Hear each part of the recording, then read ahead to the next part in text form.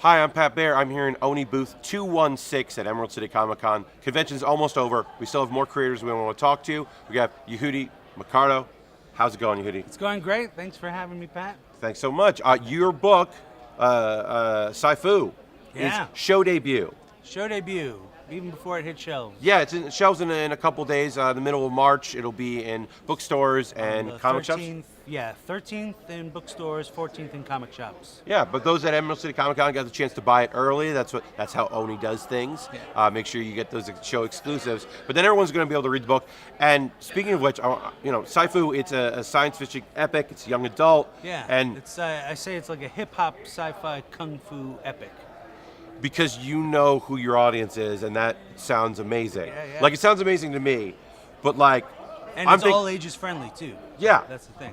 Yeah, it's young adult, meaning that everyone can read it, not just that it's for kids. Mm-hmm. Like, I love it. Yeah. I was like, I can't wait for book 2. Yeah, you know? Yeah, me too. I'm sure you can't wait for book 2 either. Yeah. But let's talk a little bit about Wax. Yeah. Your main character. Yeah, so Wax is a DJ, so it takes place in the 80s in Brooklyn. Okay. And Wax is a DJ, and he's really good. And he's so good that one night he scratches the perfect beat, and that's what summons a UFO and takes him to a robot planet.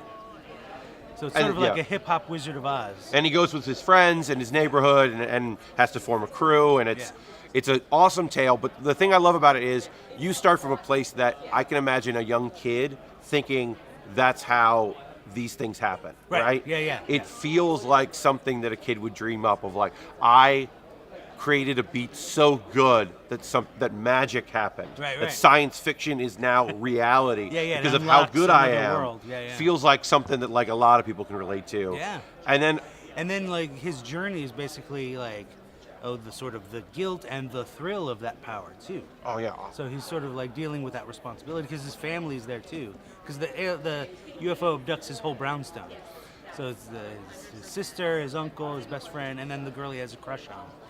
So. You got to have the girl he has a crush on. Yeah. Like, that's storytelling 101. Yeah. If you're going to kidnap, if aliens are going to kidnap a bunch of people, you also should have your love interest already there. Exactly. You could. I love the book, and I think that there's a lot of people, maybe they don't necessarily think comic books are a thing that they read, maybe graphic novels aren't a thing they would pick up, but I think the logline,